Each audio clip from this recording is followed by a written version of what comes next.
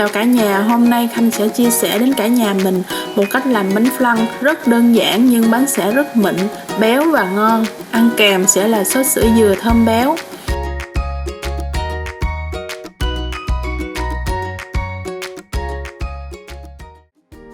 Nguyên liệu hôm nay mình dùng cho bánh flan gồm 10 quả trứng gà, 45g đường, 150g sữa đặc và 500ml sữa tươi không đường. Với công thức này mình có thể làm ra được từ 10 tới 15 hũ bánh flan. Đầu tiên mình sẽ làm caramel cho bánh. Khanh sẽ dùng 100g đường cát trắng cùng với 50ml nước lọc cho vào nồi, bắt lên bếp, đun với lửa vừa. Đun đến khi nào mà các bạn thấy đường ngả sang màu nâu cánh gián là được. Lưu ý là trong lúc thắng đường không dùng đũa hay bất cứ thứ gì để quậy đường, chỉ nên lắc nhẹ nồi thôi. Các bạn thấy đường của mình bây giờ đã bắt đầu chuyển màu dần. Đun thêm chút nữa thì caramel của mình sẽ có màu cánh gián.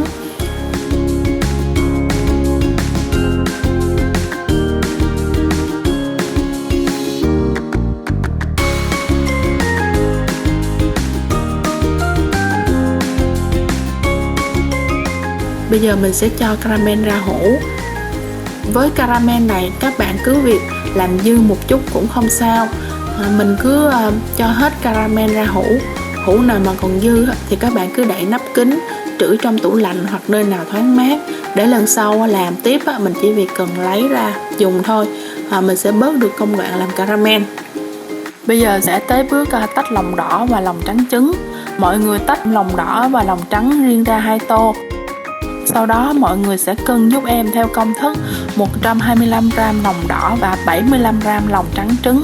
Đây là công thức chuẩn. Và với công thức này thì mọi người sẽ không phải quan tâm là trứng to thì lấy bao nhiêu trứng mà trứng nhỏ thì lấy bao nhiêu trứng.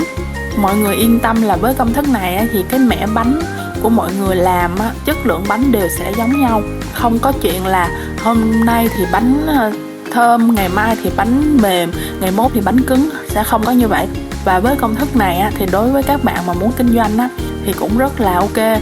Vì công thức này thứ nhất giá cốt rất là rẻ nhưng bánh sẽ ra chuẩn và béo. Tại vì công thức này Khanh lấy độ béo của lòng đỏ trứng và từ sữa đặc. Lòng trắng trứng Khanh lấy khá là ít, nên nếu lòng trắng trứng mà còn dư các bạn cứ việc bỏ vô túi, bỏ vào tủ đông để trữ. Có thể dùng cho các món bánh mà chỉ cần dùng lòng trắng, không dùng lòng đỏ. Với công thức này thì bánh của mình sẽ rất là béo, giống như là có phô mai ở trong vậy đó. Mặc dù béo nhưng mà không hề bị cứng, cũng không hề bị quá mềm. Nếu như bình thường nếu mà ai dùng whipping cream thì nó sẽ mềm theo cái dạng hơi lỏng lỏng. Còn bánh này sẽ không lỏng nhưng béo và thơm. Sau khi đã cân đủ và đúng liều lượng trứng thì bây giờ mình sẽ bỏ đường vào luôn, và để cái phần trứng đường này qua một bên. Bây giờ mình sẽ đi đến bước nấu sữa. Khanh sẽ bỏ 500ml sữa tươi không đường vào nồi, bắt lên bếp, mở lửa vừa.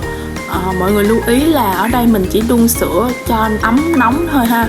Mình sẽ không đun sữa sôi. Đun sữa sôi lên thì sẽ làm sữa bị tắc béo. Như vậy thì bánh của mình nó sẽ không được mịn.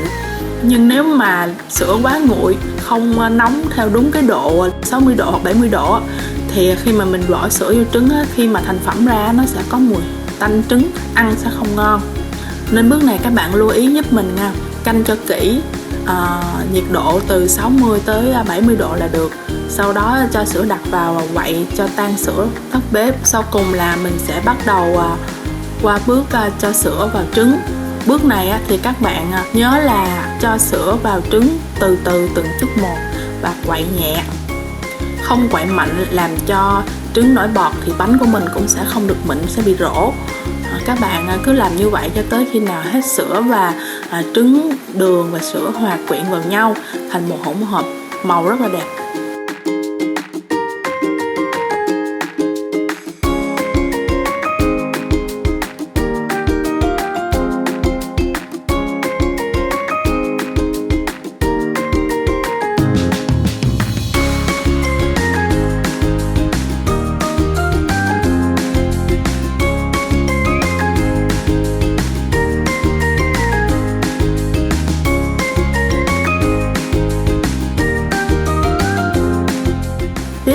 là mình sẽ lọc hỗn hợp trứng sữa qua rây để hỗn hợp được mịn hơn và loại bỏ những lòng trắng trứng nó không có tan.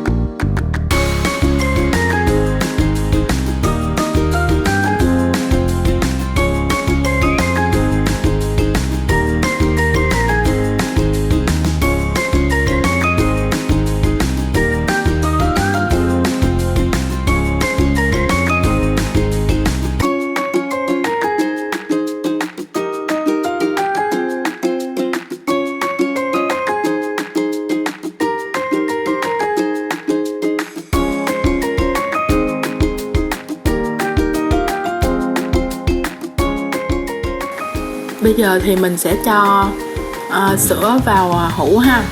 Mình xài hũ bánh lăng size số 1. Với lượng công thức hôm nay mà mình hướng dẫn các bạn á, thì mình có thể cho ra được từ 12 tới 15 hũ, tùy vào lượng các bạn cho nhiều hay ít. Bây giờ mình sẽ tới bước chuẩn bị đi nồi hấp bánh. Nồi hấp và việc canh lửa cũng là một phần khá quan trọng để quyết định bé bánh của mình có ngon hay không. Nước cho vào nồi hấp các bạn chỉ nên cho bằng một lóng tay thôi, không nên cho quá nhiều. Và mình sẽ bắt nồi lên bếp, cho nước thiệt là sôi. Khi mà nước đã thật sôi á, mình bớt lửa nhỏ, cho nước sôi như vậy thôi. Sau đó mình sẽ bắt đầu cho bánh vào nồi để hấp. Đối với những bạn mà làm lần đầu tiên á, thì mình canh nước đã bắt đầu sôi rồi á, thì các bạn bớt lửa nhỏ đến mức nhỏ nhất. Sau 15 phút mở nồi ra kiểm tra bánh. Nếu bánh chưa chín á, thì tăng nhẹ lên một xíu thôi. Rồi 5 phút, 10 phút lại mở ra kiểm tra. Cứ làm như vậy cho đến khi nào mà thấy bánh bắt đầu chín. Bạn có thể kiểm tra bằng việc là dùng một cái que tăm xăm vào bánh. Nếu que tăm mà còn ướt á, thì bánh chưa chín. Mà nếu que tăm mà nó khô thì bánh đã chín rồi. Thì lúc đó các bạn có thể tắt bếp và để bánh trong nồi yên như vậy từ khoảng 5 tới 10 phút. Mình sẽ lấy hơi nóng của cái nồi nó còn á, để nấu bánh thêm một chút nữa. Như này là bánh đã chín nha các bạn. Mình có thể lấy bánh ra để nguội và cất tủ lạnh dùng dần. Giờ thì mình sẽ hướng dẫn các bạn làm sốt sữa dừa ăn kèm với bánh lăng ha. Nguyên liệu để làm nước sốt sữa dừa mình sẽ có 100ml nước cốt dừa, 50ml sữa đặc, 50g đường, 150ml rít lùng, 200ml sữa tươi không đường. Bây giờ thì mình sẽ bắt nồi lên và cho sữa tươi vào đầu tiên. Cũng giống như là nấu bánh lăng vậy đó, thì các bạn lưu ý là sữa tươi hoặc tất cả các loại kem sữa hoặc whipping cream hoặc cái gì đó, hoặc những các loại kem có sữa thì các bạn không nên đun sôi mà chỉ nên đun ấm từ 60 tới 70 độ thôi.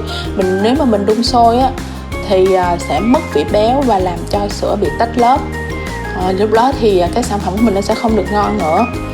Trở về với cái sốt sữa dừa của mình thì các bạn hãy cho lần lượt 200ml sữa tươi, rít lùng, nước cốt dừa và sữa đặc vào quậy cho tan là được. Nếu bạn nào mà thích ăn ngọt hơn một chút thì có thể cho thêm 50g đường. Còn nếu bạn nào không thích ăn ngọt mà muốn vị béo nhiều thì các bạn có thể không bỏ đường mà có thể tăng rít lùng lên cũng được. Mình sẽ nấu hỗn hợp cho tới khi mà thấy bốc khói là được ha. Mình sẽ tắt bếp và để nguội, sau đó cho vào tủ lạnh. Sẽ giúp cho cái nước sốt của mình nó sẽ béo và đặc hơn, ăn sẽ ngon hơn.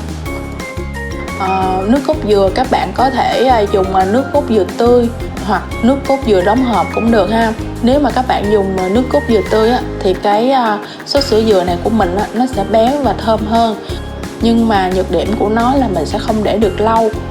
Còn nếu mà các bạn dùng nước cốt dừa hộp thì mình có thể để được lâu hơn, phù hợp cho những bạn nào mà muốn kinh doanh ha. Nước cốt dừa này các bạn có thể dùng nước cốt dừa Việt Nam hoặc nước cốt dừa Thái. Nhưng mà với Khanh thì Khanh sẽ dùng nước cốt dừa của Thái, vì Khanh thấy cái mùi của nước cốt dừa Thái nó thơm hơn.